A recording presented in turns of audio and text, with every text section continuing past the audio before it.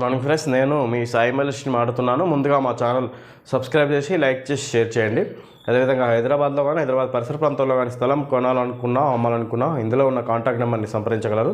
Okay friends, ఈరోజు వార్తల్లోని ముఖ్యాంశాలు తెలుసుకుందాం. నమస్తే తెలంగాణ దినపత్రిక.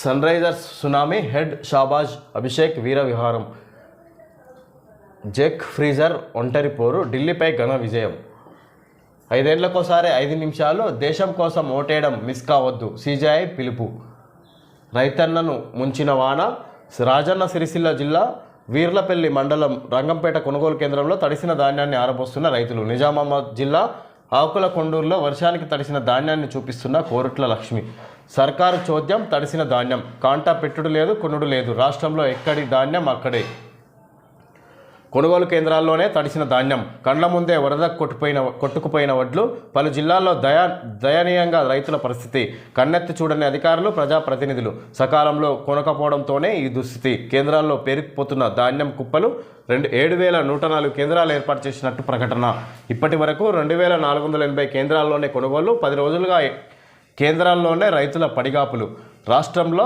సర్కారు నిర్లక్ష్యం రైతులకు శాపంగా మారింది, ఎన్నో అడ్డంకులను దాటుకొని పండించిన యాసంగి పంట కండ్ల ముందే వర్షార్పణమైంది, గత ప్రభుత్వం కంటే ఎక్కువ ధాన్యం కొనుగోలు కేంద్రాలు ప్రారంభించామని గప్పాలు కొట్టిన కాంగ్రెస్ ప్రభుత్వం కొనుగోలు కేంద్రాలను కాగితాలపైన చూపించింది, కేంద్రాలు ప్రారంభమై 20 రోజులు గడుస్తున్నా కాంటా పెడతలేరు, ధాన్యం కొంటలేరు, రాష్ట్ర వ్యాప్తంగా 7,104 కేంద్రాలను ప్రారంభించి 2,480 కేంద్రాల్లోనే కొనుగోలు చేస్తున్నారు, కొనే ధాన్యానికి కూడా నానా కొర్రీలు పెడుతున్నారు, ఒకవేళ కొన్నా బస్తాలు లేక మిల్లులకు వెళ్ళక ధాన్యం కుప్పలు ఎక్కడికక్కడే ఉన్నాయి, దీంతో రైతులు పగలనక రాత్రనక కేంద్రాల్లోనే పడిగాపులు కాస్తున్నారు, ఓవైపు అకాల వర్షాల హెచ్చరికలు, మరోవైపు మొద్దు నిద్రలో పాలకులు వెరసి రైతులను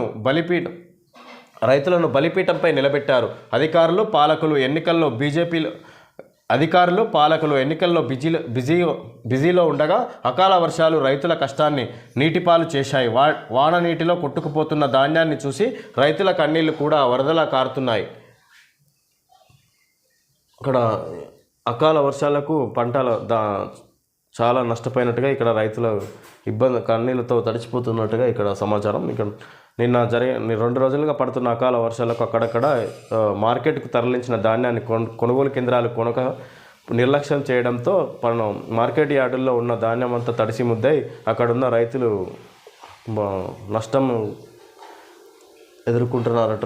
ఇక్కడ చాలా ఆవేదన వ్యక్తం చేస్తున్నట్టుగా ఇక్కడ సమాచారం. ఈ విధంగా కాంగ్రెస్ ప్రభుత్వం నిర్లక్ష్యం వల్ల ఇదంతా రైతులు నష్టపోయారన్నట్టుగా ఇక్కడ తెలుసుకోవచ్చు. 2,200 ఎకరాల్లో పంట నష్టం, వ్యవసాయ శాఖ ప్రాథమిక అంచనా, బాధిత రైతుల వివరాలు సేకరించాలి, 2-3 వారాలు అకాల వర్షాల ముప్పు, నష్టం లేకుండా చర్యలు తీసుకోవాలి, అధికారులకు మంత్రి తుమ్మల ఆదేశం. పంట ఎండి గుండె పగిలి రైతు ఆత్మహత్య,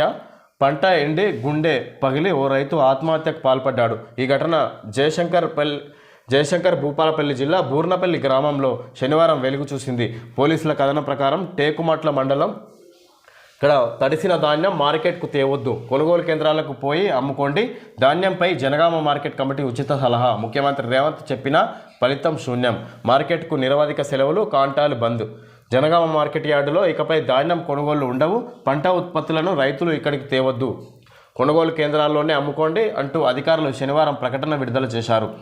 ఈ నేపథ్యంలో జనగామలో ధాన్యం కొనుగోళ్లు మళ్లీ బంద్ అయ్యాయి. వ్యవసాయ మార్కెట్లో ధాన్యం రైతులకు ప్రభుత్వ మద్దతు ధర అందాలి, ప్రతి గింజను కొనుగోలు చేసే బాధ్యత ప్రభుత్వానిదే, ట్రేడర్లు వ్యాపారులు ముందుకు రాకుంటే ప్రభుత్వ రంగ సంస్థల ద్వారా కొనండి, రైతు పండించిన ప్రతి గింజను మద్దతు ధరకి కొంటాం, ధర తగ్గించే వారిపై కఠిన చర్యలు ఉంటాయి అని ఉన్నత స్థాయి అధికారుల ఇక్కడ సీఎం రేవంత్ రెడ్డి సమీక్ష నిర్వహించి ఈ విధంగా అక్కడ అధికారులపై చర్యలు తీసుకున్నా కూడా అదే ఇప్పుడు జనగామ మార్కెట్కు రైతులు పంటను తీసుకురావద్దు, కొనుగోలు కేంద్రాలలోనే అమ్ముకోవాలని అక్కడ మార్కెట్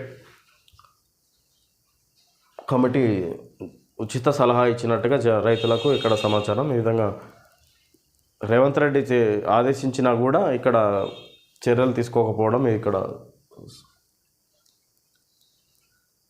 రేవంత్ రెడ్డి చెప్పినా కూడా ఫలితం శూన్యం అన్నది ఇక్కడ ఇవ్వడం జరిగింది. పోరుబాట రూటు ఖరారు, 24 నుంచి కేసీఆర్ బస్సు యాత్ర, రోడ్ షో, తెలంగాణ అంతటా యాత్ర 17 రోజుల షెడ్యూల్ విడుదల, ప్రతిరోజు ప్రతిరోజు రోడ్ షో ముగిసిన పట్టణంలోనే రాత్రి బస. సిద్దిపేటలో బహిరంగ సభ, అన్ని ప్రాంతాల్లో రోడ్ షోలు.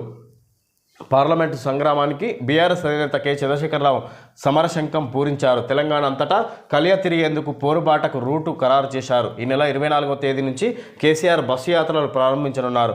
17 రోజుల పాటు రాష్ట్రంలోని అన్ని ప్రధాన నగరాల్లో ఆయన రోడ్ షోలు నిర్వహించనున్నారు. సాయంత్రం 5:30 నుంచి 6 గంటలకు ఒక్క పట్టణంలో రోడ్ షో నిర్వహించి రాత్రి 7:30 నుంచి మరో పట్టణంలో జరిపేలా బీఆర్ఎస్ పార్టీ ఆయన షెడ్యూల్ను ఖరారు చేసింది. 1-2 సార్లు మినహా కేసీఆర్ ఇంటి నుంచి బయలుదేరాక 17 రోజుల పాటు ఆయన రోడ్ షో నిర్వహించిన పట్టణంలోనే బస చేసే విధంగా ప్రణాళిక సిద్ధమైంది. పార్టీ ఆవిర్భావం నుంచి ఎన్నికల సందర్భంగా కేసీఆర్ అనుసరించే వ్యూహాన్నే 2014, 2018, 2023 ఎన్నికల సమయంలో మినహా ఈసారి పాటించనుండడం.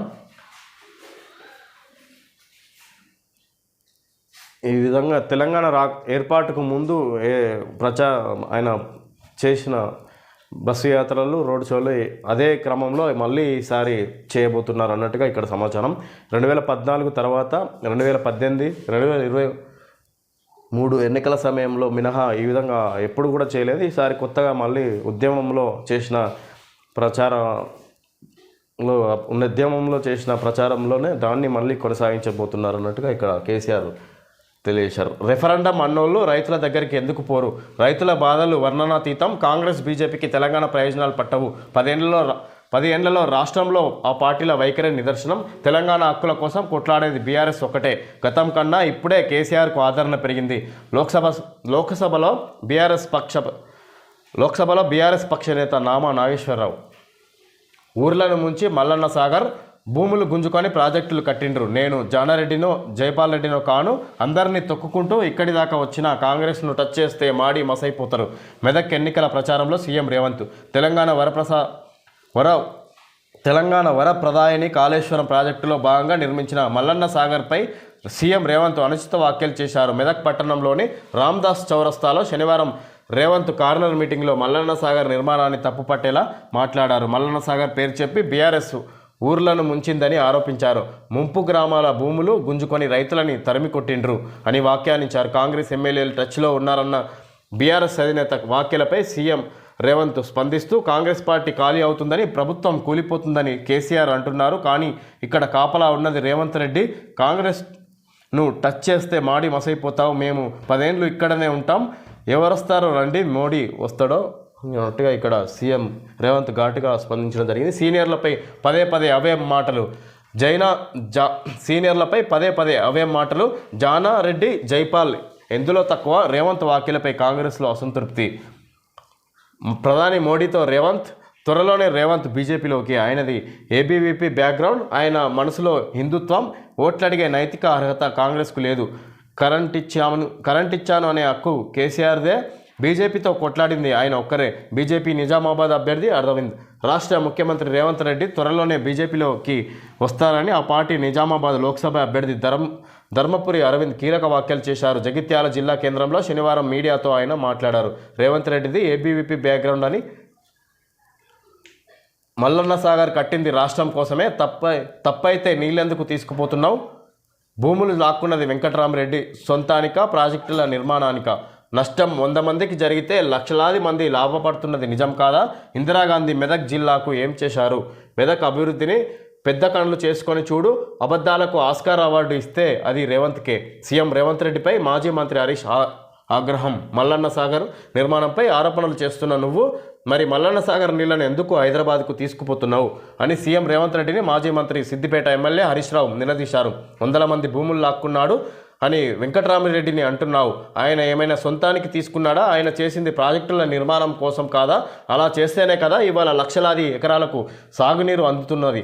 మల్లన్న సాగర్ కట్టడం వల్లే వేల ఎకరాలకు సాగునీరు అందుతున్నది నిజం కాదా అని ఇక్కడ సీఎం రేవంత్ రెడ్డి మాటలకు ఘాటుగా హరీష్ రావు స్పందించడం జరిగింది.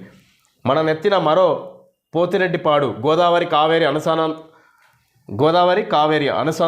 అనుసంధానంతో మరో ప్రమాదం. ఇప్పటికే చెన్నైకి తాగునీటి పేరిట ఏపీ జల దోపిడీ. తమిళనాడుకు ఎన్నడూ 10 టీఎంసీలు చేరని వైనం. దారి పొడవునా ఎక్కడికక్కడ నీటిని తోడేస్తున్న ఏపీ. ఏటా కేంద్రం వద్ద తమిళనాడు సర్కార్ గగ్గోలు. గోదావరి నుంచి మళ్లించే జలాలకు అదే దుర్గతి. జీసీ లింక్ జీసీ లింక్ వెనుక బీజేపీ రాజకీయ ప్రయోజనమే.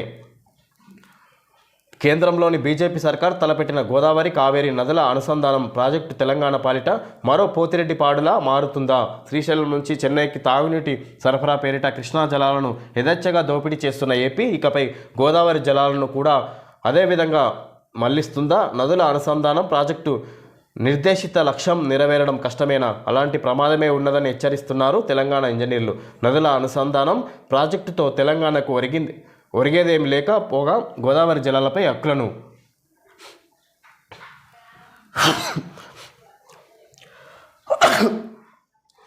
సాగర్పై సర్కారు ముద్రనిద్ర 4 టీఎంసీలు పోయాక గుర్తించిన తెలంగాణ. రాజ్యాంగాన్ని మారిస్తే తప్పేంటి? గంగానది పిల్ల కాలువలను కలుపుకున్నట్టే మా పార్టీలోకి అందరినీ తీసుకుంటాం. గంగలో చేరని కాలువ చివరకు ఎండిపోవాల్సిందే. కేంద్ర మంత్రి గజేంద్ర సింగ్ షెకావత్ కీలక వ్యాఖ్యలు. నిర్మల్ ప్రభుత్వ దవాఖానాలో చికిత్స పొందుతున్న విద్యార్థినులు, కేజీబీవీలో విద్యార్థినులకు అస్వస్థత. నర్సాపూర్ దవాఖానాలో కోలుకుంటున్న 10 మంది బాలికలు. పాఠశాలను తనిఖీ చేసిన నిర్మల్ జిల్లా కలెక్టర్ ఆశీష్ సంగ్వాన్ 3 వంట మనుషులను తొలగిస్తూ ఉత్తర్వులు. వెన్కాప్ చికెన్ ధరలు విత్ స్కిన్ 203 రూపాయలు కిలో, skinless KG 231, 231 rupees. 6 layer gold Sukhi tank 10 years warranty water tank advertisement. Okay friends, ఈరోజు వార్తల్లోని ముఖ్యాంశాలు తెలియజేయడం జరిగింది. Thank you friends.